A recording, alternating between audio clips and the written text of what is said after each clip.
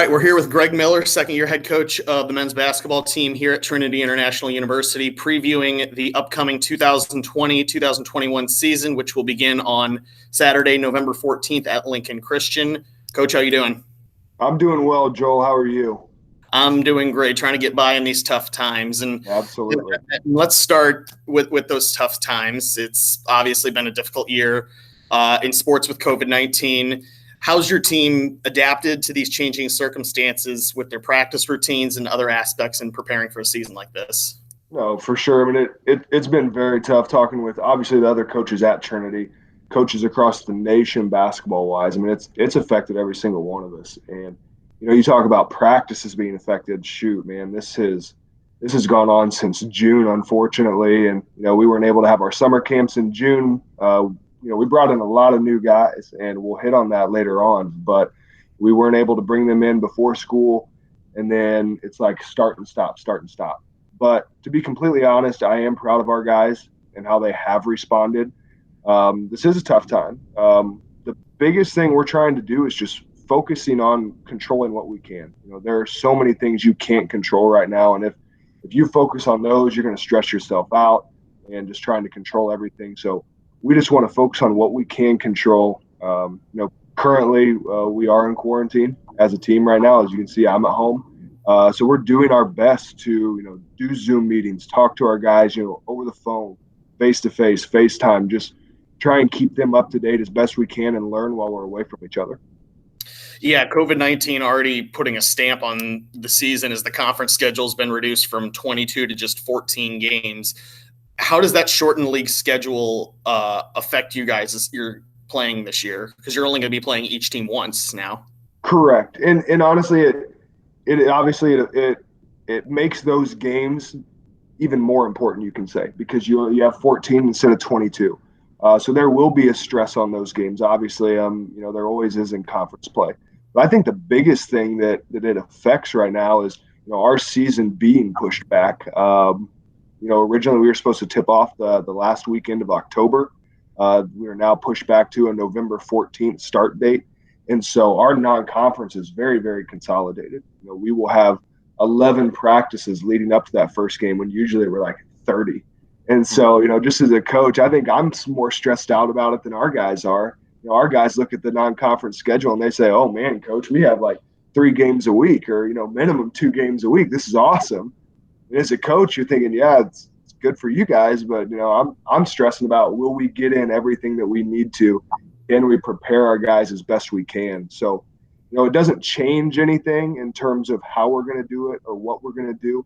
It just affects the dates and how quickly we have to do things, and there'll be a lot of quick turnarounds for us. You already got a year under your belt now after coming over from Grace Christian, 1 year down. What was your biggest takeaway from that first season here at Trinity? One of the biggest things was, just continue to serve your guys as best you can throughout the season. Love them well, serve them well. Just try to put them in a position to succeed. We have a lot of new guys for this year's team, and we're going to try and serve them and do everything that we can as best we can, even through this season. So a little bit of shakeup in your staff in the offseason. Quentin Garrison, the longtime assistant coach, now being promoted to associate head coach, and you have a new graduate assistant in Landon Lopez. What have those two guys meant to you so far, having them on your coaching bench? They mean everything.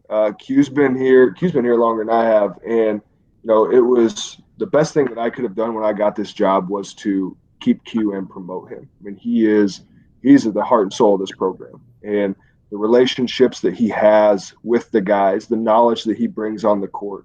The value, I can't even weigh it. I appreciate what he does more than I can even say. And then Landon is our new graduate assistant. He was the head manager at Colorado State, and he brings a wealth of knowledge from a Division I program, offensively, defensively. But one of the biggest things he's done for us is just take over our player development as well as our strength and conditioning.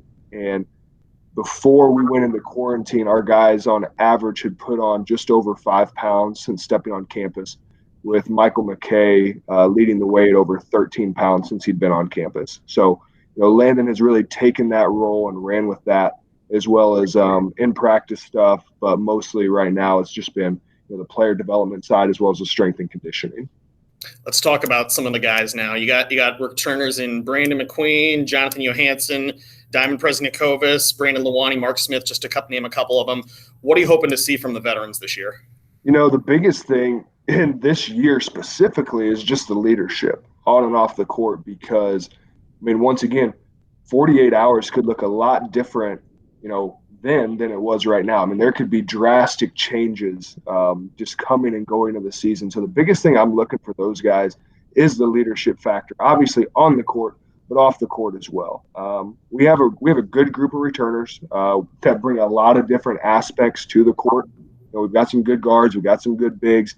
We're just looking to get everybody mixed in. But the returners, we're really going to look for them for that leadership in tough times when adversity hits like it currently is right now. I do think they're doing a very, very good job of leading these guys, and I look forward to seeing what they do this year. In addition to those vets, 11 new faces on the roster this year, including Jack Cahoon, a few transfers, DeAndre Rags, Leon Williams. Also, what have you seen from these new guys in their first year here on the court in blue? The biggest thing that I've seen is just an extremely high level of competitiveness. And, you've seen our practices. Oh, we got some dogs out there, and those guys, they're going hard. They're going at each other. They're competing. And, if you step on court in our practices right now, if you don't bring it, you will get exposed. And that's one thing that I love about our guys and the way they push each other, but also at the same time, the way they encourage each other. And, we have a couple guys, they'll go right at each other, and someone may get a tough bucket scored on them. And the defender that was right there maybe played great defense. And he's like, great shot. He is frustrated he got scored on, but the support that they have for one another and the encouragement is just something that's very refreshing. And I love seeing it every single day. Aside from the challenges that COVID is playing in this season, what do you think is the biggest challenge that this group is going to face? I hit on it earlier, and I'm going to use this wording lightly. Grueling schedule in terms of we play 4 games in 8 days to start the year. And, I say it lightly because, once again, we don't know. We could lose 2 of those games. You could lose 1 of those games, the way everything's going with COVID. But there will be a lot of short turnarounds. Like I said, we'll have 11 practices going into that first game. And as a coach, it does make you a little anxious. But then, you play Saturday and all of a sudden Sunday's off, and I got my schedule here, and then it's like we play Monday. And then you have Tuesday off and you play Wednesday. And then you have Thursday off, and then you have Friday off, and then you play Saturday. So our guys, with a short amount of practices, we're going to have to learn on the fly. We're going to have to be flexible. We're going to have to be fluid. And I think that's just the most nerve-wracking thing as a coach is, I don't have all these practices to get in what I need. But we do have some older guys. We do have some good veteran leaders, and I believe that they can lead us through that. Lastly, do you have a message for Trojan Nation as the season is only a few weeks away now? Yeah, crazy to say a few weeks away. Biggest thing, Trojan Nation, I know we won't be seeing you in the gym this year, but I really, really hope that you're watching online. We will have an exciting group to watch. We'll have a fun group to watch. Great group of young men who have been putting in a ton of work amidst everything going on. So we look forward to your support. I know, like I said, we won't be able to hear you in the stands this year, but we really, really hope to have you online. All right, Coach. Well, thank you so much again for joining us. Appreciate it, Joel.